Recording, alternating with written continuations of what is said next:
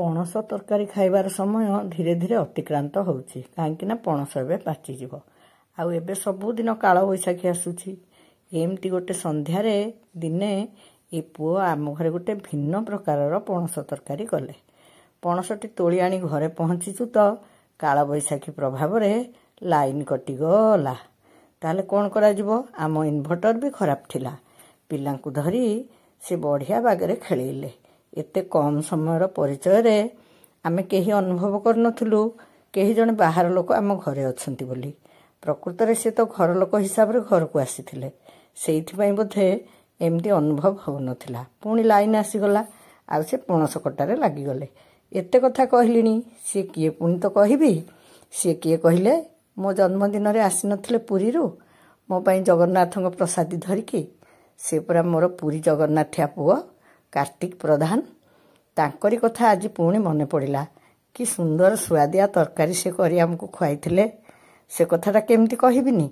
ସେଥିପାଇଁ ପୁଣି ଥରେ ତାଙ୍କ ପରିଚୟ ଦେଇ ତାଙ୍କ ହାତରେ ତିଆରି ହୋଇଥିବା ପଣସ ତରକାରୀଟି ଆପଣମାନଙ୍କୁ ଦେଖାଉଛି। ଏଇଟା ତ ସେଦିନ ସେ ପହଞ୍ଚିବା ବେଳର କଥା ସବୁ। କାଳେ ଆପଣମାନେ ଭୁଲି ଯାଇଥିବେ ବୋଲି ଆଉ ଥରେ ସେ କଥା କହିଦେଲି। ମୋ ଜନ୍ମଦିନ ମାନେ ଏପ୍ରିଲ 12 ତାରିଖରେ ସେ ଆସି ଆମ ଘରେ ପହଞ୍ଚିଥିଲେ। ଆଜି ତ ଆସି ହେଲାଣି 24 ତାରିଖ।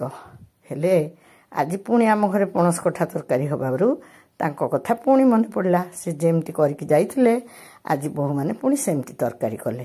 ସେଦିନ ତ ସେ ଆମକୁ କାହାକୁ ହାତ ଲଗାଇବାକୁ ଦେଲେନି। ଦେଖୁନାହାନ୍ତି, ଗଛରୁ ପଣସ ତୋଳିବାଠୁ କଟାକଟି ସବୁ। ପନିକିଟା ଆମର ଖାଲି ହଲ ହଲ ହେଲାଣି। ତାକୁ କେତେବେଳେ ଗୋଟେ ସଜାଡ଼ିବାକୁ ପଡ଼ିବ। ଏ ବୋହୂମାନେ ତ ପ୍ରାୟ ଛୁରୀରେ କାମ ଚଳେଇ ଦେଉଛନ୍ତି। ପନିକିଟା ମୋର ଟିକେ ଲଡ଼ା ହୁଏ। ହେଲେ ଏ ପୁଅ କହିଲେ ମୁଁ ପନିକିରେ ପଣସ କଠା କାଟିବି। ମୋତେ ଭାରି ଖୁସି ଲାଗିଲା।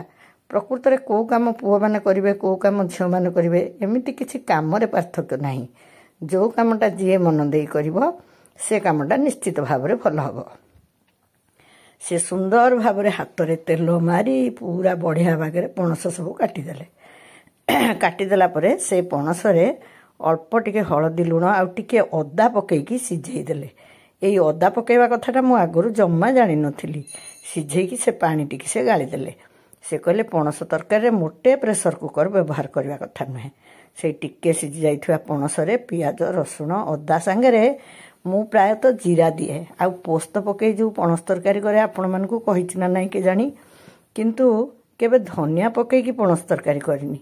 ସେ କିନ୍ତୁ ସେଇ ଦରସିଝା ପଣସ କଠାକୁ ଭାଜିଦେଲେ, ଆଳୁକୁ ଭାଜିଦେଲେ, ଆଉ ଧନିଆ ମିଶେଇକି ପିଆଜ, ରସୁଣ, ଅଦାକୁ ବାଟିଦେଲେ। ଆଳୁ ପଣସ ଭଜା ହେଇଗଲା ପରେ ଆମେମାନେ ସାଧାରଣ ଯେମିତି କରନ୍ତି ତାକୁ କାଢ଼ି ଦେଇ ତେଲ ଦେହରେ ମସଲା କଷେଇଲେ। ଆଉ ସେଥିରେ ସବୁ ପ୍ରକାର ଗରମ ମସଲା ଆଉ ପିଆଜ ପଡ଼ି ପ୍ରଥମେ ଭଜା ହେଇଥିଲା। ତାପରେ ଧନିଆ ସହିତ ବଟା ଯାଇଥିବା ମସଲାକୁ ସେଥିରେ କଷାଗଲା। ଏ ମସଲା ତ କଷୁ କଷୁ ବାସ୍ନାରେ ଖାଲି ଘର କମ୍ପିଲା। ଆଉ ସମସ୍ତେ ମନେ ମନେ ଖୁସି ହେଲେ। କହିଲେ ଆରେ ହେ, ଆମ ଘରକୁ ଏ ନୂଆ କୁଣିଆ ଆସି ଆମକୁ ଗୋଟିଏ ନୂଆ ତରକାରୀ ଖୁଆଇବେ। ବୋହୂଦିଙ୍କୁ କହିଲି ତମେମାନେ ତାଙ୍କୁ ସାହାଯ୍ୟ କର ଆଉ ତାଙ୍କଠୁ ବି ଶିଖ। ସେମାନେ ତାଙ୍କର ରୋଷେଇବାସ କଲେ। ମୁଁ ଇଆଡ଼େ ଭାବୁଥିଲି, ମୁଁ ତରକାରୀଟା କ'ଣ ହେବ କେଜାଣି। ଏ ଅନ୍ଧାର ରାତିରେ ଆଉ କିଛି ତ ଯୋଜନା ନାହିଁ।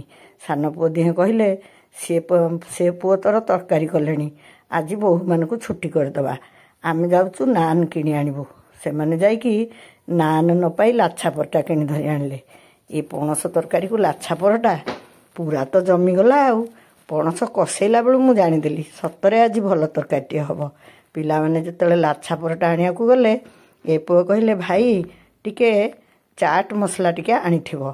ମୁଁ ଭାବିଲି ଚାଟ୍ ମସଲା ପୁଣି କ'ଣ ହେବ, ଆମ ଘରେ ତ ମସଲା ବ୍ୟବହାର ହୁଏନି। ତଥାପି ଦେଖିବା ଆଜିର ଏ ବିଶେଷ ତରକାରୀରେ ସତକୁ ସତ ଠିକ୍ ତରକାରୀ ରହିଲା ବେଳକୁ ସେ ଟିକେ ଚାଟ୍ ମସଲା ପକାଇଦେଲେ। ଭାରି ସ୍ୱାଦ ହେଇଥିଲା ତରକାରୀଟି। ସମସ୍ତେ ରାତିରେ ଖୁସିରେ ଗପସପ ହେଇ ନାନ୍ ଆଉ ପଣସ ତରକାରୀ ଖାଇଲୁ। ପରଦିନ ସକାଳୁ ସମସ୍ତେ ଯେଝା କାମରେ ବ୍ୟସ୍ତ। ରାତି ଓଳି ଟିକେ ଗପସପ୍ ଖୁସି ମଜା ହେଇପାରେ, କିନ୍ତୁ ସକାଳୁ ତ ସମସ୍ତେ ନିଜ ନିଜ କାମରେ ବ୍ୟସ୍ତ ଥାନ୍ତି। ଆଉ ଏ ପୁଅ ବି କହିଲେ ଆଉ ରହିପାରିବିନି, ମୋତେ ଯିବାକୁ ହେବ। ସେ ତାଙ୍କ ଘରକୁ ବାହାରିଲେ। ଆମ ଘରେ ତ କୁନି ତାଙ୍କ ସାଙ୍ଗେ ପୁରା ମିଶି ଯାଇଥିଲା। ଏତେ କମ୍ ସମୟରେ ବି କେହି ଜଣେ ଆତ୍ମୀୟ ଘରୁ ଯିବା ପରି ଅନୁଭବ ହେଲା। ଇଏ ତରତର ହେଇ ବାହାରି କହିଲେ ପୁଅ କ'ଣ ଚାଲି ଚାଲି ଯିବେ? ସେ ନ ଗାଧେଇ ନ ପାଧେଇ ପଳେଇଲେ, ତାଙ୍କର କିଛି କାମ ଥିଲା। ତେଣୁ ଠାକୁର ଘରେ ବାହାରୁ ପ୍ରଣାମ କଲେ। ଆଉ ସେ ଏତେ ଶ୍ରଦ୍ଧାରେ ଆମ ଘରକୁ ଆସି ଏମିତି ଭାବରେ ଯାଉଥିବାରୁ ମୋତେ ଟିକେ ଖରାପ ଲାଗୁଥିଲା। ହେଲେ କ'ଣ କରିବି, ନିଜ ପିଲାମାନେ କାମର ଦାୟରେ ଯୁଆଡ଼େ ବାହାରିଲେ ମୁଁ ତାଙ୍କୁ ବଳାଏନି କି ବାଧା ଦିଏନି। ସବୁବେଳେ ଏତିକି ପ୍ରାର୍ଥନା କରେ, ଯିଏ ଯୁଆଡ଼େ ଯାଉଛନ୍ତି ଭଲରେ ଯାଇ ତାଙ୍କର କାମ ଭଲରେ ହେଇଯାଉ, ସେ ପୁଣି ଘରକୁ ଭଲରେ ଫେରି ଆସନ୍ତୁ। ତାଙ୍କ ପାଇଁ ବି ସେତିକି କାମନା କଲି। କୁନି ତ ଜମା ଛାଡ଼ିଲାନି, ଆଙ୍କ ସାଙ୍ଗରେ ବସ୍ଷ୍ଟାଣ୍ଡ ଯାଏ ଗଲା। ଇଏ ତାଙ୍କୁ ନେଇ ଛାଡ଼ି ଦେଇକି ଆସିଲେ। ଆଜିର ପଣସ ତରକାରୀଟି ଶିଖିବେ।